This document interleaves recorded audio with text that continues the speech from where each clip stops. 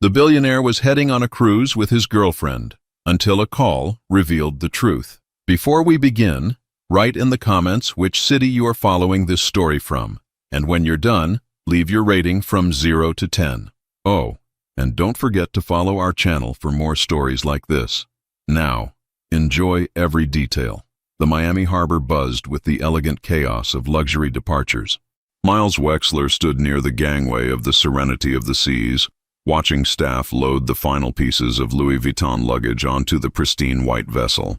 At 34, he carried himself with the quiet confidence of a man who had built an empire before most people finished graduate school. His tall frame was impeccably dressed in a navy blazer over khakis, dark hair perfectly styled, green eyes reflecting the afternoon sun off the water. "Can you believe we're actually doing this?" Rebecca's voice cut through his thoughts. She was beautiful in that polished way that came with personal trainers and weekly salon appointments. Blonde hair cascading over one shoulder, manicured hands gesturing excitedly toward the ship. 10 days in the Caribbean. Just us. Miles nodded, though his smile felt rehearsed. Rebecca had been in his life for 8 months now, and everything about their relationship made perfect sense on paper. She was successful, sophisticated, understood his world of board meetings and charity galas. Yet standing here, watching her plan their romantic getaway with the precision of a corporate presentation, he felt strangely detached. "The spa has this couple's massage package I booked for Thursday," she continued, scrolling through her phone, "and I made reservations at the chef's table for tomorrow night. Oh, and remember to take pictures by the pool for my Instagram. The lighting is supposed to be amazing at sunset." His phone vibrated against his chest. Unknown number. Miles almost let it go to voicemail, but something made him answer. Miles Wexler. "Hi, this is going to sound crazy, but I'm Sarah from Claire's birthing class." The woman's voice was hesitant, nervous. "I know this isn't my place, but I've been going back and forth about calling you for weeks." Miles felt his entire body go rigid. Claire. He hadn't heard that name spoken aloud in 12 months, though it lived permanently in the corners of his mind. Claire Hollis, with her auburn hair and freckled nose, who used to steal his dress shirts to sleep in and made him laugh until his sides hurt. "Claire had a baby 3 months ago," Sarah continued. "A little boy. She never said who the father was, but the timing, I just thought you should know." The harbor noise faded to white static. Miles watched a seagull land on the ship's railing, its movements sharp and deliberate while his world tilted sideways. 3 months ago would have been, he counted backward, 10 months after they'd broken up. But that last night together, when they'd both pretended it was just goodbye sex instead of something desperate and final. "Are you there?" Sarah asked. "Yes." His voice came out rougher than intended. "Thank you for calling." He ended the call and stood frozen, phone still pressed to his ear. Rebecca was saying something about the captain's cocktail party, but her words felt like they were coming through water. A baby. Claire had a baby. And if the timing was right. "Miles?" Rebecca touched his arm. "You look like you've seen a ghost." "Who was that?" He looked at her, really looked at her, and saw his carefully constructed new life reflected in her concerned expression. Safe, predictable, everything he'd thought he wanted after the chaos of loving Claire Hollis with the kind of intensity that had scared them both. "I need to go," he said simply. "Go where?" "The ship leaves in 30 minutes. Miles was already pulling out his phone to call his assistant. "Cancel everything. The cruise, the reservations, all of it." Rebecca's face shifted from confusion to something harder. "Miles, what is going on? We've been planning this for months." He couldn't lie to her. For all their surface-level compatibility, she deserved better than that. "My ex-girlfriend had a baby. I just found out." The words hung in the salt air between them. Rebecca's perfectly applied lipstick formed a small O of surprise before she recovered her composure. "And you think it's yours?" she asked quietly. Miles met her eyes. "I don't know, but I have to find out." Rebecca nodded slowly, her expression unreadable. She'd always been practical above all else. It was one of the things that had drawn him to her initially. "I see." She straightened her shoulders. "Well, I suppose that settles that, doesn't it?" There was no screaming, no tears, no dramatic scene. Just the quiet recognition that some truths arrive like hurricanes, reshaping everything in their path. Rebecca picked up her purse with the same efficiency she brought to everything else. "For what it's worth," she said, "I hope you find what you're looking for, Miles, even if it's not with me." She walked away toward the ship, her heels clicking against the wooden dock with metronomic precision. Miles watched her board, watched the gangway retract, watched the ship slip away from the harbor carrying all his carefully laid plans into the sunset. Then he turned and walked toward his car, Claire's name echoing in his mind like a prayer he'd forgotten how to say. What would you do if a single phone call revealed that everything you thought you'd left behind was actually just beginning? Your participation means a lot to the channel. Please share your thoughts in the comments. Miles gripped the steering wheel of his black Tesla as he navigated through the familiar streets of Coral Gables. The GPS estimated 37 minutes to Claire's address, a route he could have driven blindfolded 2 years ago, back when her modest two-bedroom house felt more like home than his penthouse ever had. The leather seats that usually comforted him now felt suffocating. Every red light stretched into eternity, giving his mind too much space to spiral. A baby. Claire had a baby and she hadn't told him. The mathematics of conception haunted him. Their last night together had been in February, passionate and desperate, both of them knowing it was goodbye even as they pretended otherwise. His phone buzzed with notifications, missed calls from his assistant, probably wondering why he'd suddenly canceled a $250,000 cruise, text messages from Rebecca that he couldn't bring himself to read. The financial world didn't pause for personal crises, but for the first time in years, Miles found he didn't care. He pulled into a Starbucks parking lot, hands shaking slightly as he turned off the engine.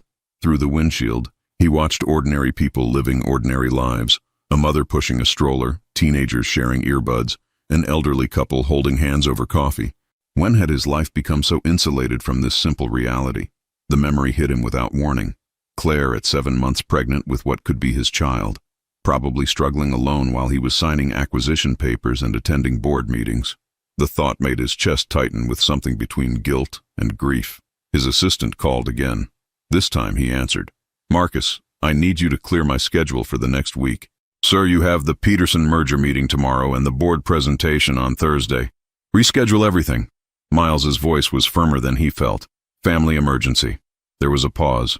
Marcus had worked for him for 5 years and had never heard those words. "Of course, Mr. Wexler. Should I prepare any travel arrangements?" "No, I'm staying local." After hanging up, Miles sat in the parking lot for another 10 minutes, watching the ordinary world continue its rotation while his own axis tilted beyond recognition. Finally, he started the car and rejoined the stream of traffic toward the woman who had always seen through his carefully constructed facade. Claire's neighborhood hadn't changed. Modest houses with small front yards, children's bicycles abandoned on driveways, the kind of community where neighbors actually knew each other's names. Her house still had the pale yellow shutters she'd painted the weekend before their first big fight. Something ridiculous about him working through her birthday dinner. He parked across the street and studied the house like a detective gathering evidence. A baby stroller on the front porch, blackout curtains in what used to be her home office, a ceramic pot with herbs growing by the front door. Claire had always believed in growing things, nurturing life in ways that had both fascinated and intimidated him. Miles checked his reflection in the rearview mirror. His usually perfect hair was disheveled from running his hands through it, his blazer wrinkled from the day's revelations. He looked like a man whose life had been upended, which was exactly what he was. 3 deep breaths. That's what his therapist had taught him during the divorce proceedings from his first marriage, though that felt like someone else's life now. 3 deep breaths, then action. He crossed the street with measured steps, each one carrying him closer to a conversation that would either destroy him or save him. The porch steps creaked under his weight, a sound that transported him instantly back to Sunday mornings when he'd climb these same stairs carrying coffee and croissants from her favorite bakery. Before he could lose his nerve, Miles pressed the doorbell. Somewhere inside he heard movement, soft footsteps, a gentle voice saying something indistinguishable. His heart hammered against his ribs as the lock turned. The door opened, and there she was. Claire Hollis stood in the doorway holding a baby against her shoulder, and Miles felt the earth shift beneath his feet. She looked exactly the same, yet completely transformed. Her auburn hair was pulled back in a messy bun, her face bare of makeup, wearing an oversized white t-shirt and leggings. But there was something new in her green eyes, a depth, a maternal strength that made her even more beautiful than his memories had preserved. The baby was tiny, with a shock of dark hair and impossibly small fingers curled against Claire's neck. Miles found himself searching the infant's features for familiar landmarks, the shape of his nose, the set of his ears, but the child was too young, too undefined to reveal its secrets. "Hello, Miles." Claire's voice was steady, unsurprised. I wondered when you'd show up. Miles stood frozen on the porch, his rehearsed words evaporating like morning mist. Up close, he could see the delicate changes motherhood had written across Claire's face, the slight shadows under her eyes that spoke of sleepless nights, the new softness in her expression, the way she unconsciously swayed to soothe the baby, even while standing still. You knew I'd come? His voice came out rougher than intended. Claire shifted the baby to her other shoulder, her movements practiced and gentle. Sarah called me after she spoke to you. She felt terrible about interfering, but she said you had a right to know. Her green eyes studied his face with an intensity that made him feel exposed. Though honestly, I've been expecting this conversation for 3 months.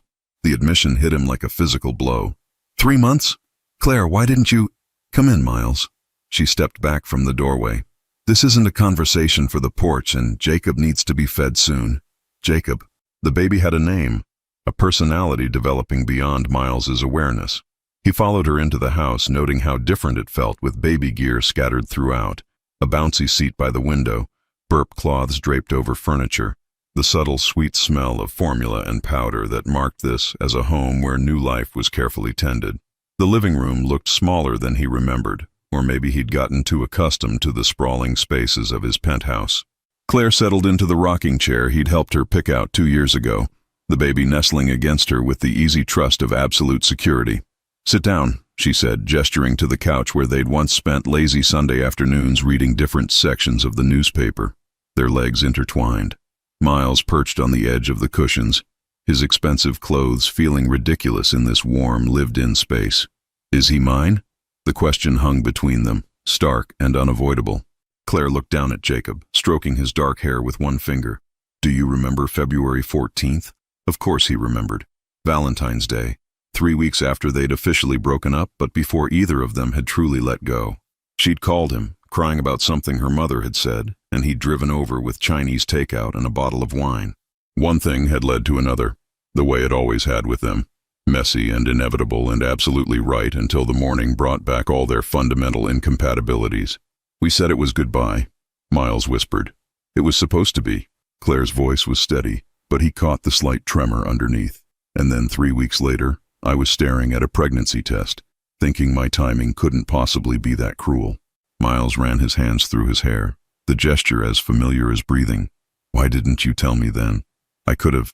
Could have what? Claire's tone sharpened slightly. Married me out of obligation? Tried to fix something we'd already decided was broken? Rearranged your entire life around an accident? He's not an accident. The words surprised him with their vehemence. Claire's expression softened. No, he's not. But we were, Miles. We were always an accident. The wrong people at the wrong time trying to love each other in all the wrong ways. The baby stirred against her shoulder, making small, hungry sounds. Claire stood and moved toward the kitchen, speaking over her shoulder as Miles followed. I knew you'd try to do the right thing if I told you. You'd have insisted on marriage, on playing house, on turning us into something we never were. She pulled a bottle from the refrigerator with practiced efficiency. I couldn't trap you like that. And I couldn't trap myself either.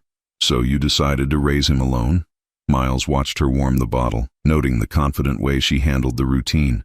Claire, I had a right to know. He's my son. Is he? She turned to face him, the question devastating in its simplicity. Because being a biological father and being a dad are two completely different things. Which one are you here to be? Miles opened his mouth to respond, then closed it. The honest answer was that he didn't know. 45 minutes ago, he'd been boarding a cruise ship with another woman. Now he was standing in a kitchen that smelled like baby formula and home-cooked meals, confronting the possibility that he'd missed the first 3 months of his child's life. Claire tested the bottle temperature on her wrist, then settled back into the rocking chair to feed Jacob. The baby latched on immediately, his tiny fists curling around the bottle with determined hunger. Look at him, Miles.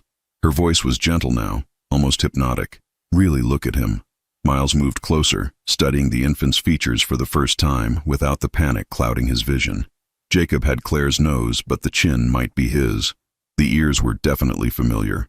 And those eyes, when they briefly opened to gaze up at Claire with complete devotion. He has your eyes, Claire said quietly. Dark green with those little gold flecks.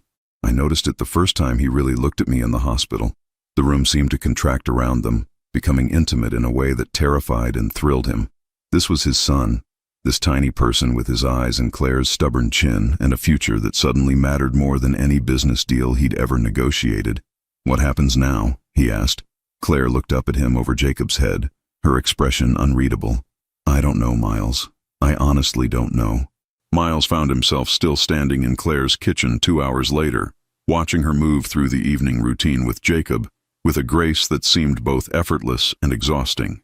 She'd offered him coffee, which had grown cold as he sat transfixed by the intimate choreography of motherhood, diaper changes, burping, the gentle bounce and sway that seemed to be Claire's default posture now.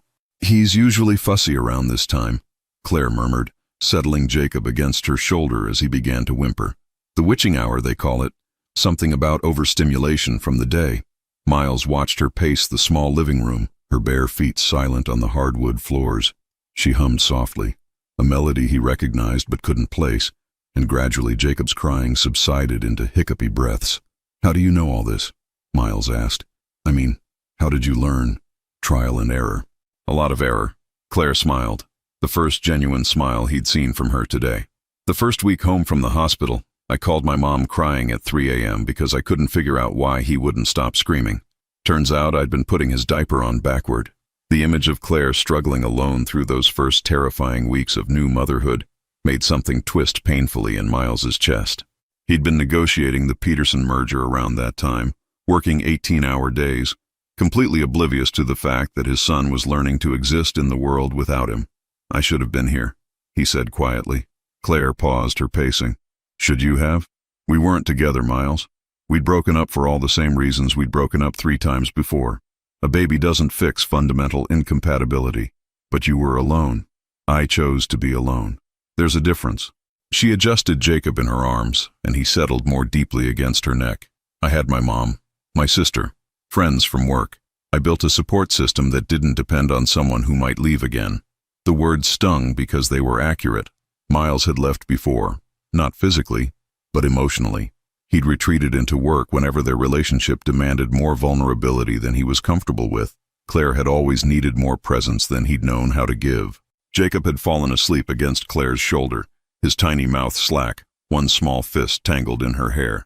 She moved toward the nursery with careful steps, and after a moment's hesitation, Miles followed. The room that had once been Claire's home office was now painted a soft sage green, with a white crib positioned to catch the afternoon light from the window. Children's books lined low shelves, and a mobile of woodland creatures turned slowly above the crib. It was simple, peaceful, and utterly different from the elaborate nurseries featured in the parenting magazines Miles had never read. Claire lowered Jacob into the crib with movements so practiced they seemed choreographed. The baby settled with a sigh, and she pulled a lightweight blanket over his legs before backing away slowly.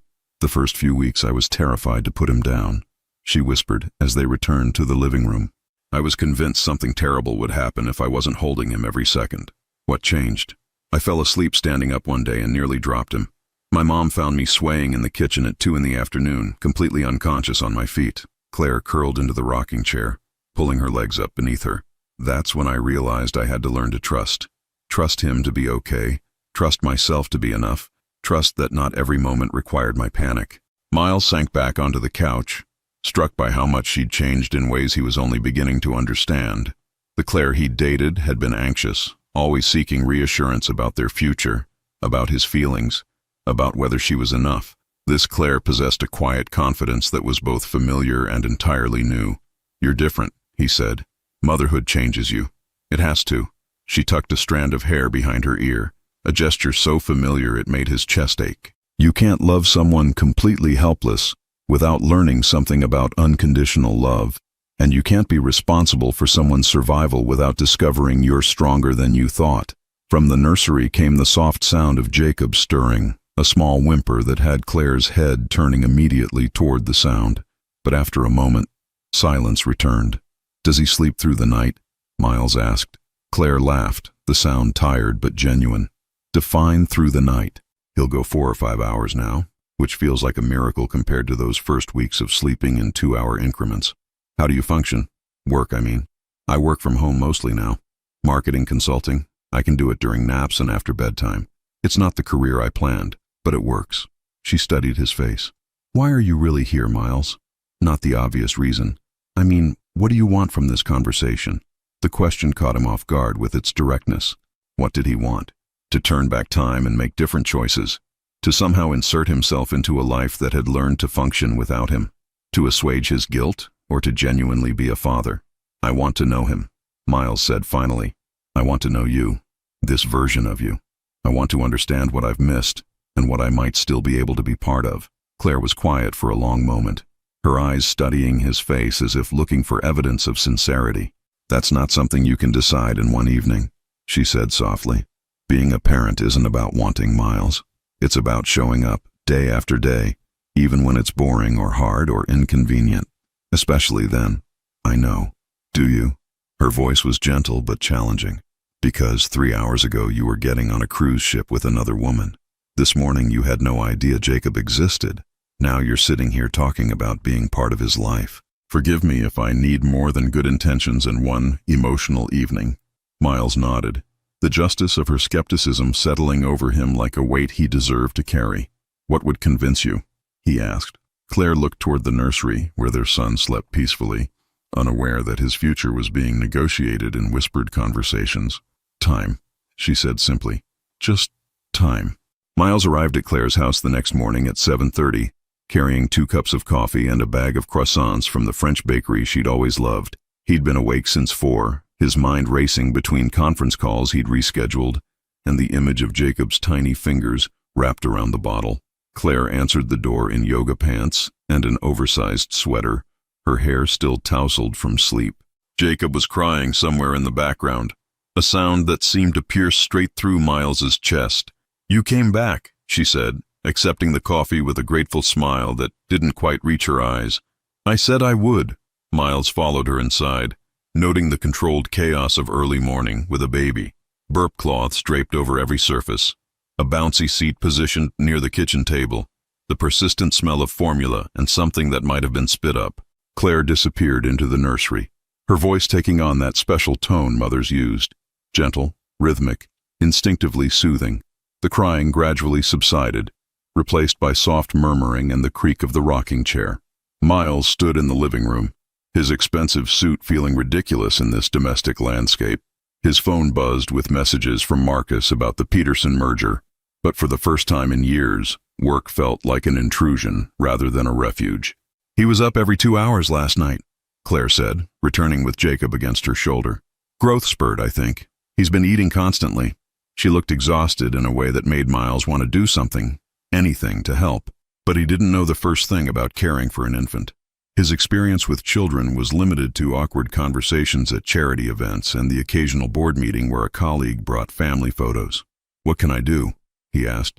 Claire studied his face, as if trying to determine whether the offer was genuine or perfunctory. Can you hold him while I get his bottle ready?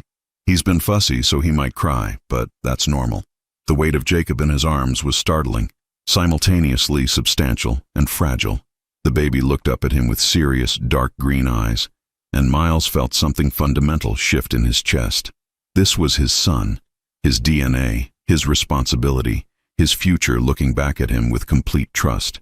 Jacob's face scrunched up, and Miles panicked as the crying began again. I think I'm doing something wrong, he called toward the kitchen. You're not. Babies cry. It's what they do. Claire's voice was calm, matter of fact. Try bouncing a little. Gentle motion. Miles began a tentative bounce and sway, feeling clumsy and oversized next to Jacob's delicate vulnerability. Gradually, the crying diminished to whimpers, then stopped altogether. Jacob's eyes drifted closed, and Miles found himself holding his breath, afraid to move and disturb this perfect moment. You're a natural, Claire said softly, returning with the bottle. I feel like I'm going to break him. You won't. Babies are more resilient than they look. She settled onto the couch beside him, close enough that he could smell her shampoo, the same vanilla scent that used to linger on his pillow, though I felt the same way for the first month. His phone rang, the sound jarring in the quiet intimacy of the moment. Miles glanced at the screen. Marcus, probably with news about the merger that couldn't wait. Take it, Claire said, reading his expression. I know you have a business to run. Miles hesitated, then declined the call. It can wait. Something flickered across Claire's face. Surprise, maybe, or the beginning of something that might eventually become trust. Jacob stirred in his arms, making small, hungry sounds. Claire moved to take him, but Miles found himself reluctant to let go. "Can I feed him?"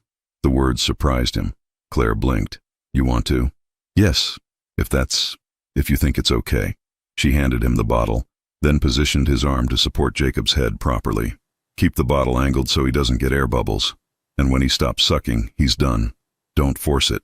Miles focused intently on the baby's rhythm, watching Jacob's eyes flutter closed with contentment. There was something hypnotic about the process, something that made the outside world fade to background noise. "Miles?" Claire's voice was softer than it had been since he'd arrived. "Yesterday you asked what would convince me that you're serious about this." "Yeah. You just turned off your phone during a business call to feed our son. That's not something the old Miles would have done." He looked up at her, noting the way morning light caught the copper highlights in her hair, the careful hope she was trying not to show. "Maybe I'm not the old Miles anymore. People don't change overnight." "No," he agreed, looking back down at Jacob, who was watching him with those serious, intelligent eyes. "But maybe they can choose to start changing." Claire was quiet for a long moment, studying his face with the intensity that had always unnerved and thrilled him. "I have to take him to his pediatrician appointment this afternoon," she said finally. "His 3-month checkup. You could come with us if you want, if you don't have anything more important." The offer hung between them, fragile and significant. Miles thought of the merger meeting he'd already rescheduled twice, the conference call with Tokyo that Marcus had been trying to set up for weeks. "I'd like that," he said. "Very much." Outside, the Miami morning was warming into another perfect day. But inside Claire's small house, Miles felt like he was discovering what home might actually mean. The pediatrician's office buzzed with the controlled chaos of tiny patients and exhausted parents. Miles sat beside Claire in the crowded waiting room, hyper-aware of every detail. The way she bounced Jacob gently when he fussed, how other mothers exchanged knowing looks about sleepless nights, the easy camaraderie of people bonded by the shared experience of new parenthood. He felt like an imposter in his tailored charcoal suit among the yoga pants and comfortable sneakers. When the receptionist had asked for baby's emergency contact, Claire had hesitated for just a moment before providing his name and number, a gesture that felt both casual and monumental. "Jacob Hollis Wexler," a nurse called from the doorway. The hyphenated name hit Miles like a physical blow. He looked at Claire questioningly. "I put both names on his birth certificate," she said quietly as they gathered Jacob's diaper bag. "I thought someday he might want to know." They followed the nurse down a hallway decorated with cheerful animal murals. Dr. Patricia Reyes was a woman in her 50s with kind eyes and gentle hands, who immediately put Jacob at ease as she examined him on the padded table. "He's beautiful," she said to Claire, then glanced at Miles. "Dad?" The word hung in the air. Miles felt Claire's eyes on him, waiting to see how he would respond to being publicly acknowledged in this role. "Yes," he said, his voice steadier than he felt. "I'm his father." Dr. Reyes smiled and began explaining Jacob's measurements. Weight, height, head circumference, all numbers that meant Jacob was thriving. Miles found himself hanging on every word, as if his son's percentiles were more important than any quarterly earnings report he'd ever studied. "Any concerns?" Dr. Reyes asked, directing the question to both of them. "He's been eating more frequently," Claire said. "Growth spurt, maybe. Very normal at 3 months. And sleeping? 4 to 5 hour stretches now. Excellent progress." Dr. Reyes turned to Miles. "How are you adjusting to fatherhood?" The question was innocent, routine, but it exposed the complexity of his situation. "I'm learning," he said honestly. "This is all very new." If the doctor sensed any undertone, she didn't show it. The first few months are overwhelming for everyone. The important thing is being present, being patient with yourself and each other. As she prepared Jacob's vaccinations, Miles watched Claire instinctively reach for their son's hand, whispering soft reassurances. When the needle went in and Jacob cried, Miles felt his chest tighten with a protective instinct he'd never experienced. "He's perfect," Dr. Reyes said, placing a small bandage on Jacob's thigh. "I'll see you back in 2 months for his 4-month checkup." In the car afterward, Jacob slept peacefully in his car seat while Claire navigated through afternoon traffic. Miles found himself studying his son's face in the reflection of the window, memorizing the curve of his cheek, the way his tiny fist curled near his mouth. "Thank you," he said quietly. "For what?" "For putting my name on his birth certificate. For letting me come today. For giving him your last name, too." He paused. "I know you didn't have to do any of that." Claire stopped at a red light and turned to look at him. I may have been angry, but I was never vindictive. Jacob deserves to know who his father is, even if, she trailed off, even if I wasn't ready to be one, even if you weren't there. She corrected gently. There's a difference. They drove in comfortable silence for several blocks. Miles's phone had been buzzing intermittently throughout the appointment, but he'd kept it silenced. Now, as they pulled into Claire's driveway, he glanced at the screen. 14 missed calls from Marcus. You should probably get that, Claire said, noticing his expression. It can wait until Jacob's settled. She studied his face. Miles, I appreciate what you're trying to do, but I don't need you to prove your commitment by ignoring your entire life. That's not sustainable, and it's not what I want for Jacob either. What do you mean? Claire unbuckled Jacob carefully, speaking while she maneuvered the car seat.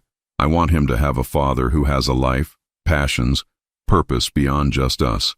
Someone he can look up to, not someone who gave up everything to assuage guilt. They walked to the house together, and Miles held the door while Claire carried Jacob inside. In the living room, she settled into the rocking chair for what he was beginning to recognize as their afternoon feeding routine. Can I ask you something? She said as she positioned the bottle. What were you thinking about in there when Dr. Reyes called you Dad?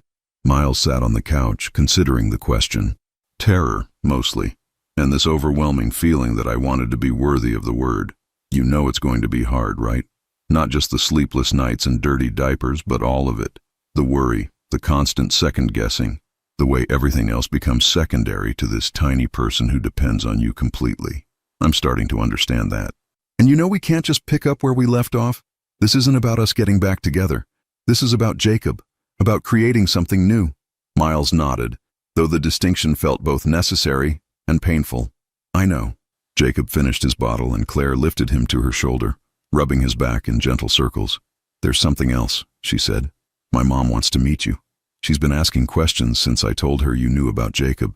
The prospect of meeting Claire's mother, a woman who had undoubtedly formed strong opinions about the man who'd broken her daughter's heart and then disappeared during her pregnancy, filled Miles with dread. When? Sunday dinner, if you're up for it. Claire's tone was casual, but Miles sensed this was another test, another opportunity to prove his commitment extended beyond convenient moments. I'd like that, he said, meaning it despite his nervousness. Claire smiled, and for the first time since he'd knocked on her door 2 days ago, it reached her eyes completely. Good, she said, because Jacob should know his grandmother thinks his father is brave enough to show up, even when it's uncomfortable. Miles stood on the front porch of a modest colonial house in Homestead, holding a bouquet of white roses and a bottle of wine that cost more than most people spent on groceries in a month. Through the screen door, he could hear the sounds of Sunday dinner preparation, pans clattering, Claire's voice mixing with an older woman's laughter, and underneath it all, Jacob's contented babbling. He'd changed clothes 3 times that morning, finally settling on khakis and a navy button-down, formal enough to show respect, casual enough not to seem like he was trying too hard. Everything felt like a test he wasn't sure how to pass. Claire answered the door wearing a sundress the color of sage, her hair loose around her shoulders. She looked younger somehow, more relaxed than he'd seen her since he'd returned to her life. You came, she said, and he caught something in her voice. Relief, maybe, or surprise. Did you think I wouldn't? I thought you might find an excuse. A business emergency, something urgent that couldn't wait. She stepped aside to let him in. My mom's in the kitchen. Fair warning, she's been cooking all morning, which means she's nervous too. The house smelled like roast chicken and fresh bread, homey in a way that made Miles's chest tight with something he couldn't quite name. Family photos lined the hallway. Claire as a gap-toothed 7-year-old, graduation pictures, candid moments of a life lived simply and fully. Mom, Miles is here, Claire called as they entered the kitchen. Elena Hollis was shorter than her daughter, with silver-streaked hair pulled back in a neat bun and hands that moved with the efficiency of someone who'd been cooking Sunday dinners for decades. She looked up from basting the chicken, her eyes, the same green as Claire's, studying Miles with frank assessment. So you're him, she said, wiping her hands on a dish towel. The one who got my daughter pregnant and then disappeared. Mom, Claire warned. It's a fair question, Elena continued, ignoring her daughter's discomfort. Though I suppose you're here now, which is something. Miles felt heat rise in his neck, but forced himself to meet her gaze. Yes, ma'am. I'm here now. Elena took the flowers and wine, her expression softening slightly. These are beautiful. And this wine? She read the label, eyebrows rising. This is very generous. Where's Jacob? Miles asked, suddenly aware of the baby's absence. Nap time, Claire said. He'll be up soon, probably right when we sit down to eat. Perfect timing, as always. Elena set the flowers in a vase, her movements precise but not unkind. Claire says you've been coming around, helping with the baby. I'm trying to learn. Learning's good. Better late than never, I suppose. She turned back to the stove, stirring something that smelled like heaven. Though I have to ask, where were you when she was throwing up every morning for 3 months? When she couldn't sleep because her back hurt? When she was so scared about labor she cried herself to sleep? Mom, please. I was working, Miles said quietly. I didn't know. Didn't know because she didn't tell you, or didn't know because you didn't want to know. The question hit like a physical blow because it forced him to confront a truth he'd been avoiding. If he'd really wanted to maintain contact with Claire after they'd broken up, he could have. If he'd cared enough to check in occasionally, he might have learned about the pregnancy early enough to matter. Both, he admitted. I convinced myself a clean break was best for everyone. I didn't want to know if she was moving on because it would have hurt too much. Elena studied his face, and Miles had the uncomfortable feeling she could see straight through his expensive clothes to the parts of himself he tried to keep hidden. At least you're honest, she said finally. That's more than some men manage. From the nursery came the sound of Jacob waking up, small whimpering noises that quickly escalated to full crying. Claire excused herself, and Miles found himself alone in the kitchen with a woman who had every right to hate him. You want to help me set the table? Elena asked, pulling plates from a cabinet. They worked in silence for several minutes, Miles following her lead as she arranged the dining room for a meal that felt ceremonial in its importance.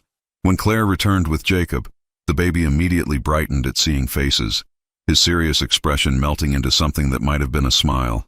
He's beautiful, Elena said, taking Jacob from Claire with practiced ease. Gets more handsome every day, just like his mama.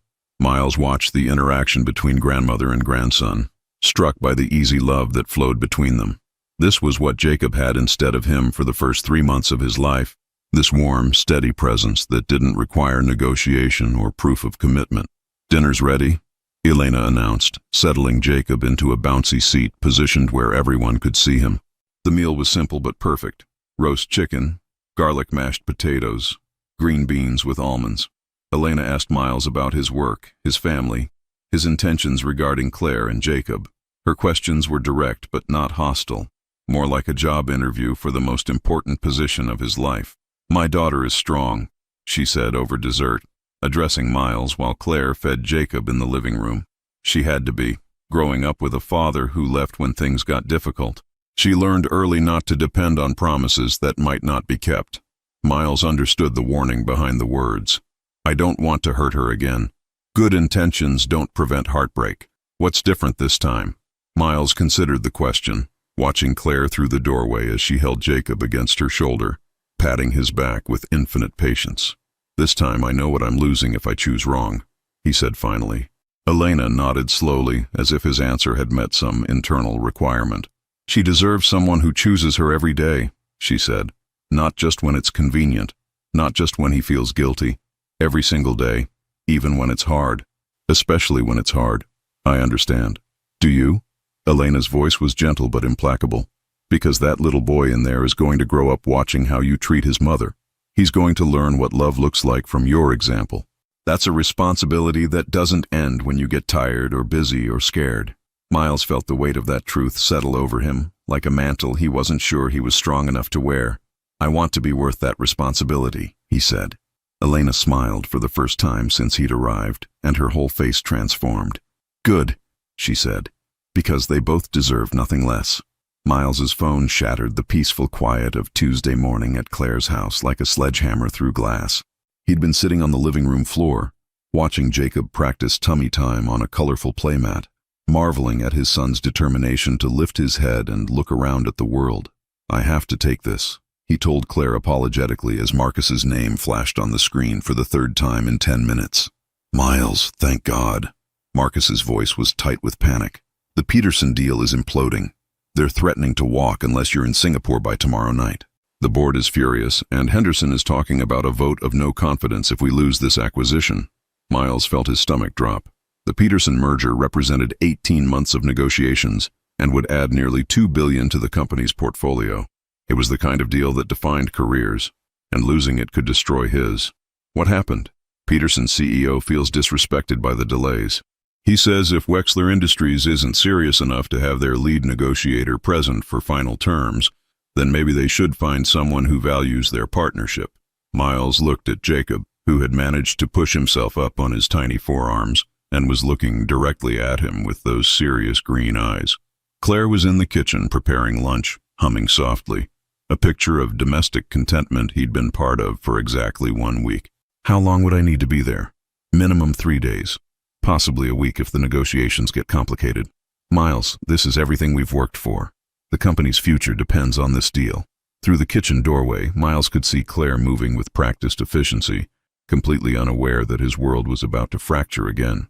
She changed out of her morning yoga clothes into jeans and a soft blue sweater that made her hair look like burnished copper in the afternoon light. "I'll call you back," Miles said, ending the call before Marcus could protest. He sat on the floor for another moment, watching Jacob discover his own hands with the kind of focused wonder that adults spent fortunes trying to recapture. This was what mattered. This tiny person learning to exist in the world. This chance to be the father he'd never had himself. But 18 months of work, hundreds of jobs, the company his grandfather had built. "Everything okay?" Claire asked, returning with a plate of sandwiches cut into triangles the way his mother used to do when he was small. "Work crisis." He picked up Jacob, who nestled against his chest with the easy trust that still amazed him. "I might need to travel." Something shifted in Claire's expression. Not surprise exactly, but the careful guardedness of someone who'd learned not to rely on promises. "Where?" "Singapore. 3 days, maybe a week." Claire nodded slowly, settling cross-legged on the floor beside them. "The Peterson merger?" Miles was startled that she remembered. He'd mentioned it in passing the day before, explaining why his phone kept buzzing during Jacob's bath time. "You've been following my business news?" "I never stopped." The admission seemed to surprise her as much as him. "Old habits, I suppose. Plus, I wanted to understand what was so important it kept you away from everything else." The words stung because they weren't accusatory, just quietly factual. Claire had always had the ability to cut straight to the heart of things without raising her voice. This deal, if it falls through, it could destroy the company. Hundreds of people could lose their jobs.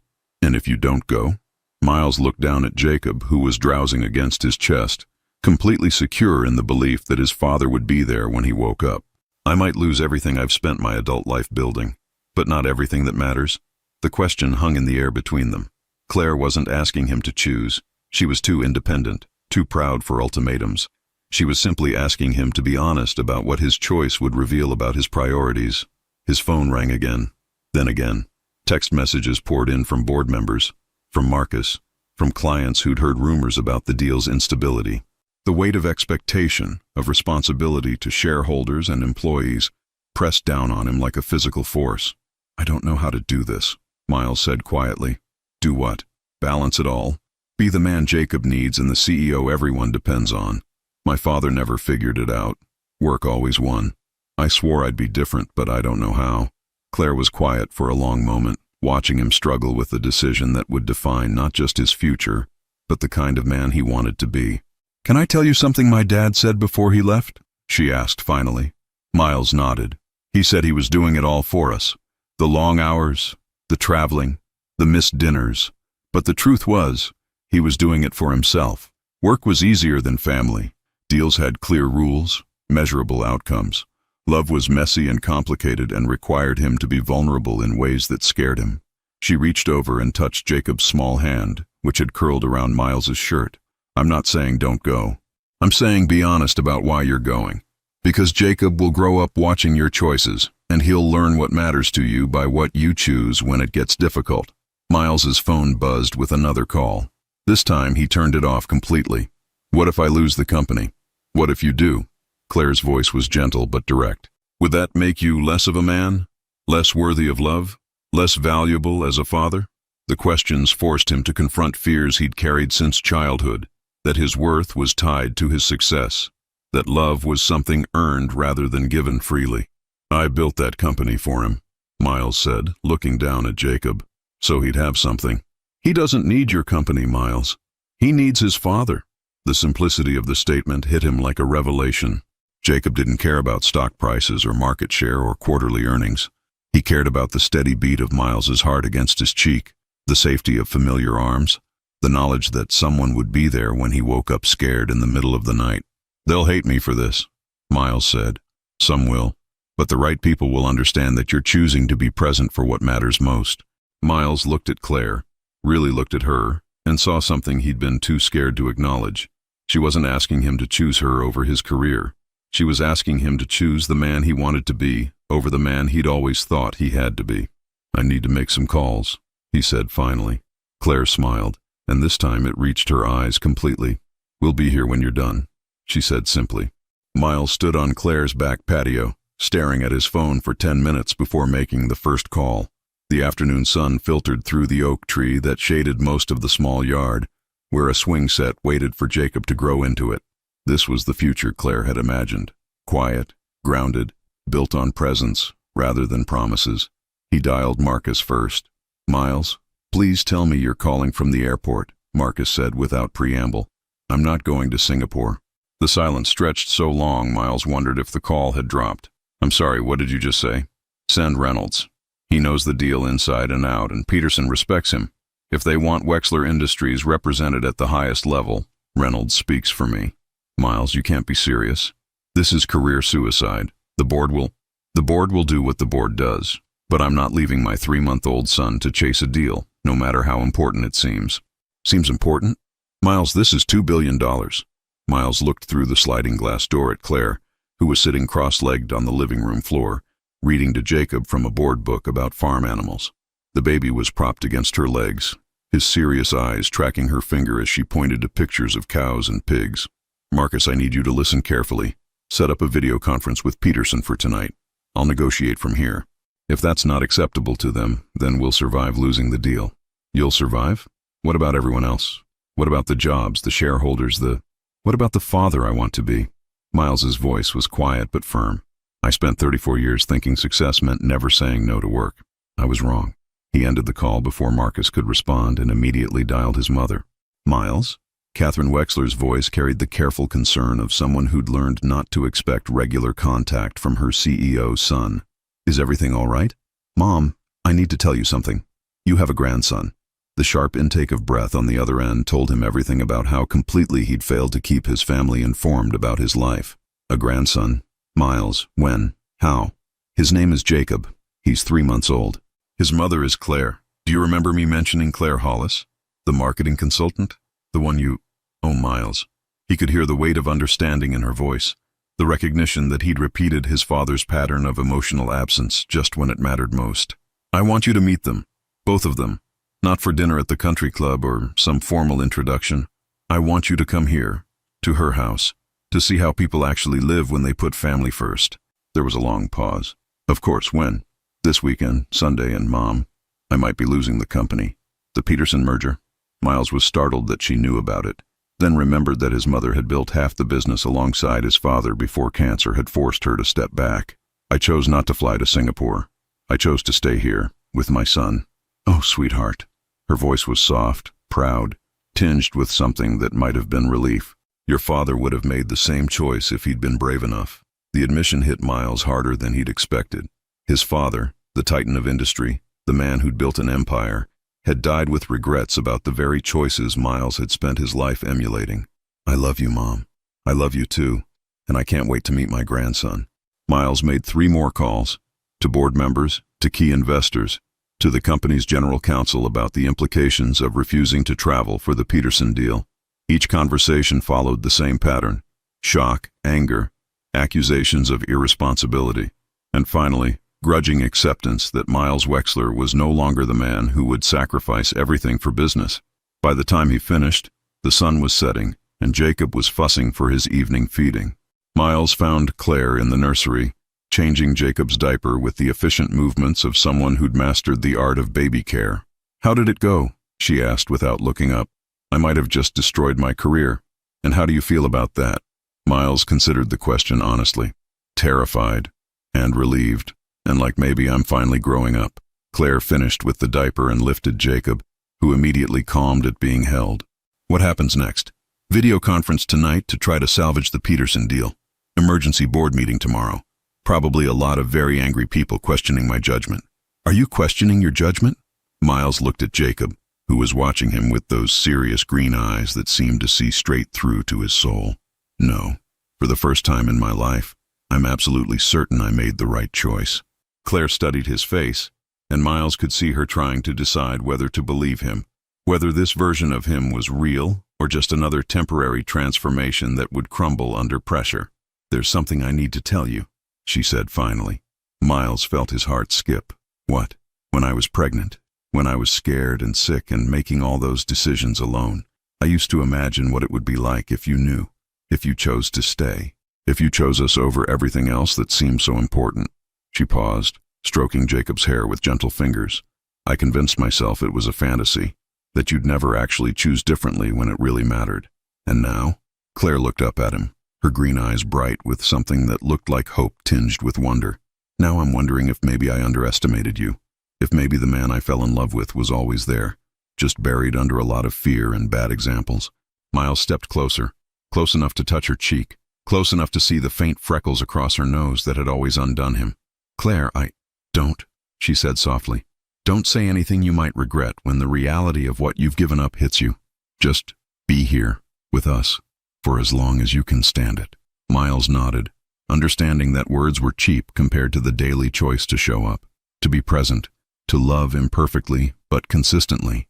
Outside, his phone buzzed with another crisis, another urgent need for his attention. For the first time in his adult life, he let it go to voicemail. Instead, he reached for his son, marveling at the weight of absolute trust in such small arms, and settled into the rocking chair beside the woman who'd taught him that some things were worth everything. 3 weeks later, Miles sat in the boardroom of Wexler Industries, watching 40 years of family legacy crumble around him in real time. The Peterson deal had died the day after his video conference, a professional civil death that had taken $2 billion in projected revenue with it. The emergency board meeting had been postponed twice while lawyers calculated the full scope of the damage. Now, surrounded by men in expensive suits who'd made fortunes following his lead, Miles faced the inevitable reckoning. The shareholders are demanding answers, Richard Henderson said, his voice carrying the weight of impending judgment. The stock has dropped 18%. Our competitors are circling like vultures, and all because you chose personal matters over professional obligations. Miles looked around the mahogany table at faces he'd known for years, some disappointed, some angry, all questioning whether he was still the man they'd trusted with their investments.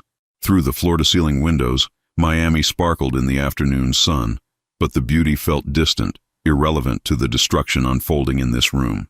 The board has no choice, Henderson continued. We're calling for a vote of no confidence. Your tenure as CEO ends today. The words should have devastated him.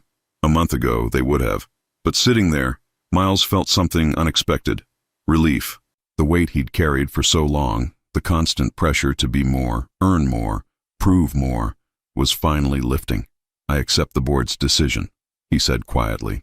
The surprise around the table was palpable. They'd expected a fight, lawyers, a bitter struggle for control.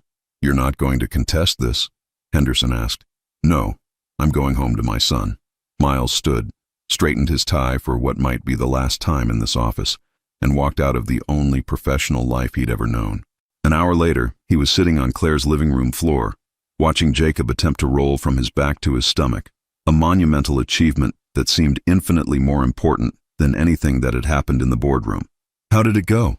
Claire asked, settling beside him with 2 cups of coffee. I'm no longer the CEO of Wexler Industries. Claire's hand stilled halfway to her mouth. Miles, I'm so sorry. Don't be. I'm not. She studied his face with the intensity that had always unnerved and thrilled him. You're serious.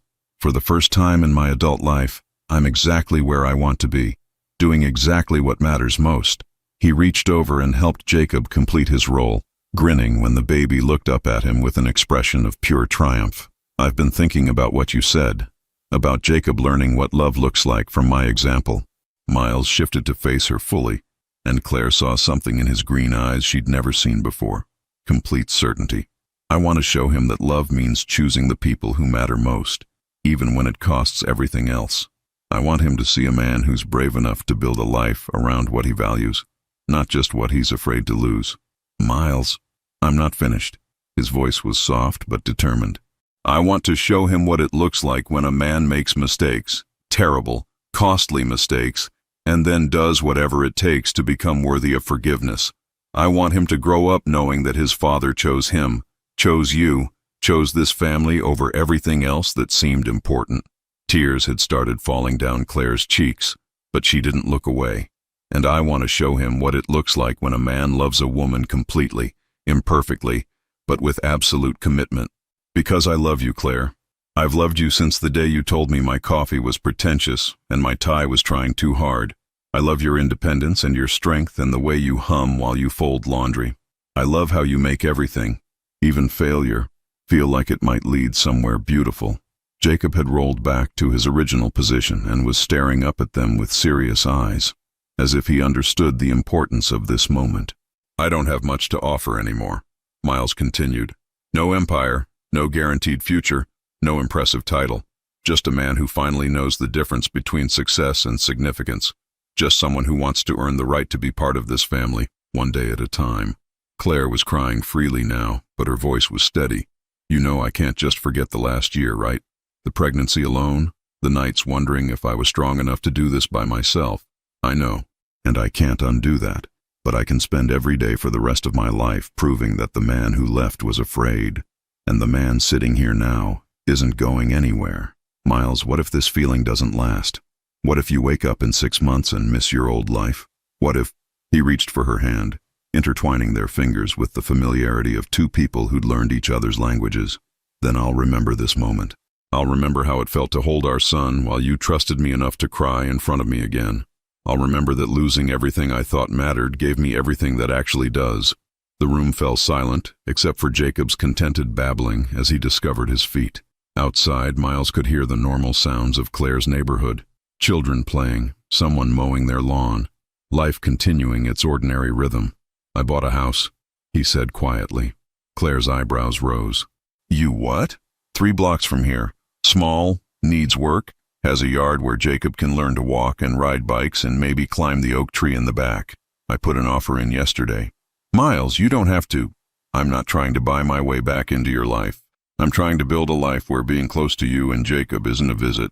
It's home. Claire was quiet for a long moment. Watching their son with the expression Miles had learned meant she was processing something too big for quick decisions. This is terrifying, she said finally. I know. You might be making the biggest mistake of your life, or the smartest decision I've ever made. Claire looked at him then with eyes full of hope and fear and something that looked like the beginning of trust. What are you asking me, Miles? Nothing. Everything. He took a breath that felt like jumping off a cliff. I'm asking for the chance to prove that some people really can change, that love really can be enough, that this family we accidentally created might just be the most important thing any of us ever accomplish. Jacob chose that moment to roll himself into a sitting position, a milestone none of them had been expecting. His face lit up with pride at his achievement, and both his parents burst into applause and laughter, the kind of spontaneous celebration that marks the ordinary magic of family life. He's amazing, Miles whispered. He's ours, Claire whispered back. And in that moment, surrounded by the beautiful chaos of toys and coffee cups and a baby who was growing stronger every day, Miles understood that he hadn't lost everything when he left the boardroom. He'd found everything when he chose to stay. 18 months later, Miles woke to the sound of Jacob's laughter echoing through the house he'd bought 3 blocks from Claire's old place. Through the bedroom window, morning light filtered through the oak tree he'd spent weekends learning to prune, illuminating the small garden where Claire grew herbs and vegetables, with the same patient dedication she brought to everything else in their life together. The house wasn't grand. 3 bedrooms, 2 bathrooms, a kitchen with countertops that had seen better decades, but it was theirs in a way his penthouse had never been his. Every room bore the comfortable chaos of a family actually living. Jacob's toys scattered across hardwood floors, Claire's marketing files stacked neatly on the dining table she used as an office, Miles's business books sharing shelf space with parenting guides and children's stories.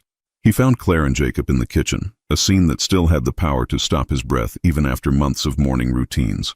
Claire, her auburn hair twisted up in a messy bun, was attempting to feed oatmeal to their now walking son while simultaneously managing her own breakfast and checking emails on her laptop. Jacob, at almost 2 years old, had discovered the joy of wearing more food than he consumed, his face painted with oatmeal, his green eyes bright with mischief. "Dada!" Jacob shrieked when he spotted Miles, abandoning his high chair to toddle across the kitchen with the determined gait of a tiny drunk person. Miles scooped him up, not caring that oatmeal immediately transferred to his t-shirt. "Good morning, Trouble. Are you helping Mama with breakfast?" "He's helping by demonstrating that gravity works," Claire said, gesturing at the food scattered across the floor. But she was smiling, the kind of tired, genuine happiness that had replaced the careful guardedness she'd worn when he'd first returned to her life. "How's the Morrison account?" Miles asked, settling Jacob back in his high chair and beginning the familiar dance of breakfast cleanup. "Good. They want to expand the campaign." Claire closed her laptop, giving him her full attention, something that had taken months for both of them to learn. "What about you? How did the meeting with the investors go yesterday?" Miles's consulting firm was smaller than the empire he'd lost, but it was his in a way Wexler Industries had never been.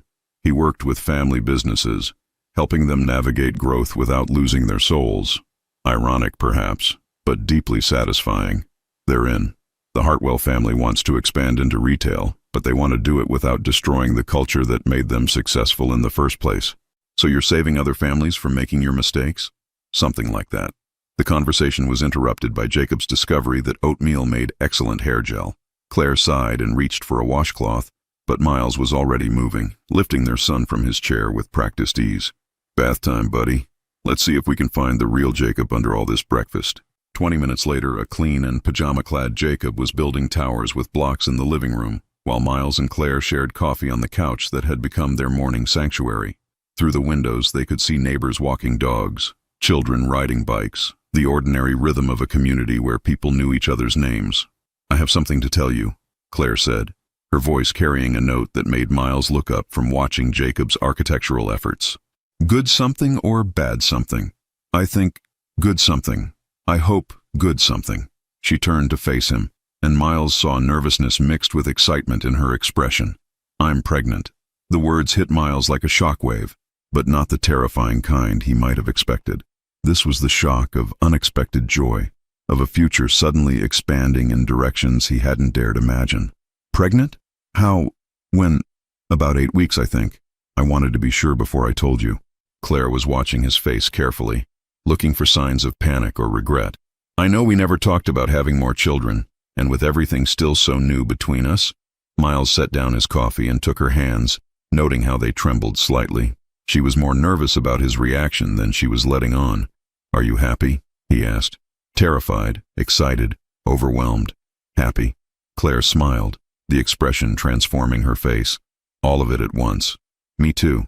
Miles pulled her closer, until she was curled against his side. All of it at once. Jacob chose that moment to present them with his masterpiece, a tower of blocks that reached almost to his shoulders, precariously balanced but standing proud. "Look," he announced in the way 2-year-olds delivered all information, as if it were the most important news in the world. "That's incredible, Jacob," Claire said. "Did you build that all by yourself?" Jacob nodded solemnly, then promptly knocked the tower down and began rebuilding it. Miles watched his son's focused determination and saw something that made his chest tight with gratitude. A child who understood that things fell down sometimes, but you could always build them up again. "He's going to be a big brother," Miles said, the reality of it still sinking in. "Are you ready for 2 of them?" Miles looked around the living room, at the toys scattered across every surface, at Claire with her hand unconsciously resting on her still flat stomach, at Jacob who was narrating his building process in the serious tone of an engineer discussing blueprints. "I'm ready for whatever comes next," he said, and meant it in a way that surprised him with its completeness. Later that evening, after Jacob had been read 3 stories, sung 2 lullabies, and finally surrendered to sleep, Miles and Claire sat on their back porch, watching fireflies dance across the small yard. The air was soft and humid, heavy with the promise of summer, and from somewhere nearby came the sound of music from a neighbor's barbecue. "Do you ever miss it?" Claire asked quietly. "The old life? The power? The certainty of knowing exactly who you were?" Miles considered the question honestly. "Sometimes I miss the simplicity of it. Work was hard, but it had clear rules. measurable outcomes.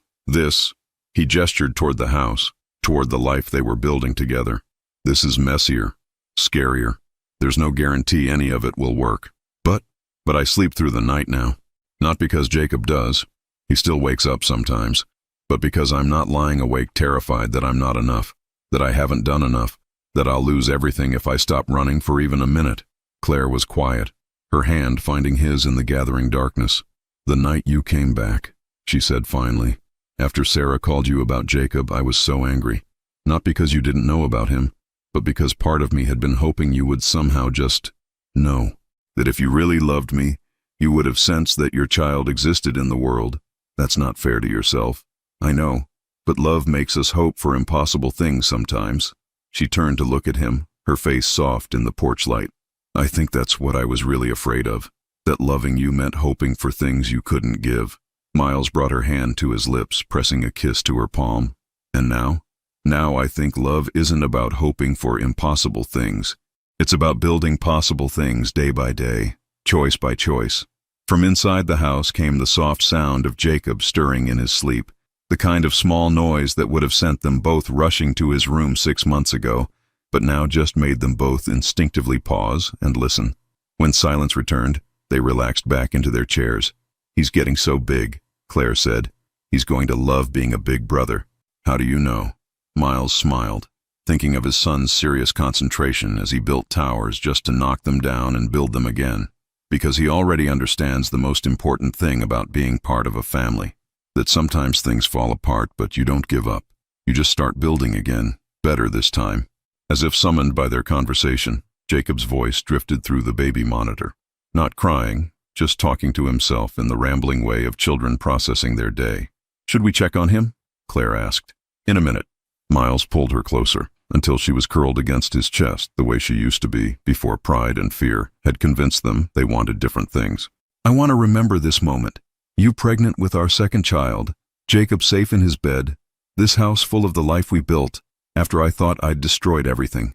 This is what happiness feels like," Claire said softly. "This is what home feels like," Miles corrected. Above them, stars were beginning to appear in the Miami sky, and tomorrow would bring all the ordinary challenges of raising a toddler and preparing for another baby, and building a business that mattered and maintaining a love that required daily tending. But tonight, sitting on the porch of the house where they'd chosen to build their life, Miles Wexler understood that he'd finally learned the difference between having everything and having enough. He had enough. They were enough. This was enough. And for a man who'd spent most of his life convinced that nothing was ever enough, the discovery felt like the greatest success of all. What would you have done if faced with the choice between everything you'd built and everything that truly mattered? Would you have found the courage to choose love over legacy? Your participation means a lot to the channel. Please share your thoughts in the comments. Thanks for watching. Your feedback is very important to our work, so please leave a comment telling us what you think and where you are watching from. Don't forget to subscribe to the channel and turn on notifications so you don't miss any stories. Your participation is very important for the continuation of our work, so please share this story with anyone who would love it too.